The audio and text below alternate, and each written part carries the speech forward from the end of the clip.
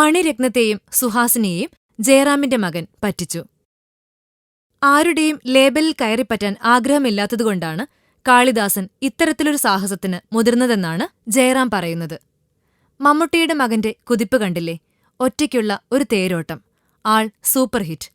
ദുൽഖർ സ്വന്തം കാലിൽ തന്നെ മുന്നോട്ട് കുതിക്കുമ്പോൾ തമിഴകത്തെ ഇളയ ദളപതി വിജയും സിംഗസൂര്യയും പഠിച്ച ചെന്നൈയിലെ ലയോള കോളേജിൽ തന്നെയാണ് നമ്മുടെ ജയറാമിന്റെ മകൻ കാളിദാസനും വിഷ്വൽ കമ്മ്യൂണിക്കേഷൻ പൂർത്തിയാക്കിയത്.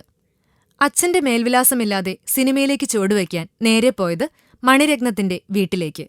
എന്നാൽ ആദ്യ ദിവസം സെക്യൂരിറ്റി ഓടിച്ചുവിട്ടു. 2-ാം ദിവസം മണിരത്നത്തെ കണ്ടു. പഠിച്ചത് ലയോള കോളേജിലാണെന്നും വിഷ്വൽ കമ്മ്യൂണിക്കേഷനാണെന്നും പറഞ്ഞപ്പോൾ 3 മാസം കൂടെ കൂടിക്കൊള്ളാൻ പറഞ്ഞത്രേ. അങ്ങനെ കാളിദാസ് സുഹാസിനിക്കും മണിരത്നത്തിനുമൊപ്പം ജയറാമിന്റെ മകനാണെന്ന സത്യമറിയാതെ. ഒടുവിൽ സോപാനം എന്ന ജയറാം ചിത്രത്തിന്റെ പ്രീമിയർ ഷൂട്ടിംഗ് സമയത്താണത്രേ സുഹാസിനിയോട് ജയറാം പറഞ്ഞത് താങ്കളുടെ കൂടെയുള്ള കാളിദാസ് തന്റെ മകനാണെന്ന്. കേട്ട പാതി സുഹാസിനി ഞെട്ടിത്തരിച്ചത്രേ.